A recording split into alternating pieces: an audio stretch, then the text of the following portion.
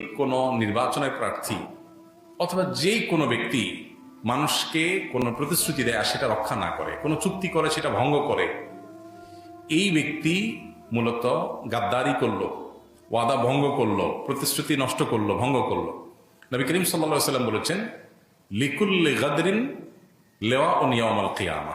যারাই মানুষের সাথে ওয়াদা দিয়ে, প্রতিশ্রুতি দিয়ে, চুক্তি করে এগুলো ভঙ্গ করবে, মানুষের সাথে কথা দিয়ে কথা রাখবে না, এই ধরনের বেঈমানি বা প্রতারণা যারা করবে, কিয়ামতের ময়দানে তাদের সাথে একটা পতাকা থাকবে, লেখা থাকবে এটা লেওয়া ও গাদরিন, গাদ্দারের আলামত। এবং নবী সাল্লাল্লাহু আলাইহি ওয়াসাল্লাম বলেছেন হাদিসে যে ওয়ায়ুরফাউ লাহু বিকদরি গাদরিহি, যার গাদ্দারি যত বড় হবে তার গাদ্দারির পতাকাও তত উঁচা হবে।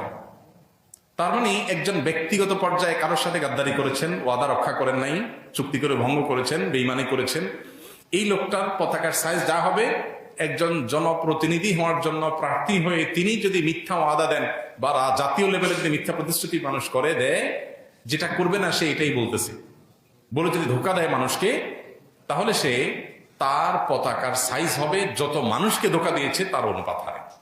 খুব ভয়ঙ্কর একটা ব্যাপার। এই জন্য ইমানদার আসলে ওয়াদা রক্ষা করতে হবে, ওয়াদা রক্ষাকারী হবে। আল্লাহ তাআলা কোরআনে কারীমে 18 নম্বর পারা সূরা মুমিনুনে বলেছেন, সফল ইমানদার যারা জান্নাতুল ফেরদাউসের অধিকারী হবে তাদের বৈশিষ্ট্য হলো ওয়াল্লাযীনা হুম লিআমানাতিহিম ওয়া আহদিহিম রাউন, যারা তাদের আমানত এবং ওয়াদাকে রিআয়াত করে, রক্ষা করে, মেইনটেইন করে। ইমানদার এক কথার মানুষ, সেটা রক্ষা করে। অতএব মিথ্যা প্রতিশ্রুতি এবং দুই নম্বরই কথা একজন ইমানদার বলতে পারে না, সে থেকে আমাদের বেঁচে থাকতে হবে এবং সর্বোচ্চ চেষ্টা করতে হবে। আল্লাহ আমাদের তৌফিক দান করুন।